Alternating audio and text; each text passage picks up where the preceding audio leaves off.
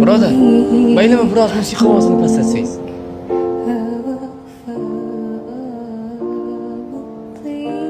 Ha, muammo nimada?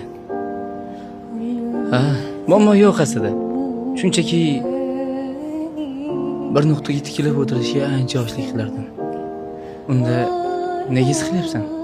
Bilmadim, lekin ba'zan mana shu nuqtaga qarab tursam, go'yoki manolidek tuyuladi. O'zi usta to'g'ri aytdi. Shunday damlar keladiki, kattalardan ko'ra kichiklar ko'proq siqilishadi. Ko'proq muammosi bo'ladi deb. Ammo ular nimadan va nima maqsad ila siqilishayotganini bilishmaydi degan. U satrlar va jumlalarda aslo adashmagan. U daho edi. Ha.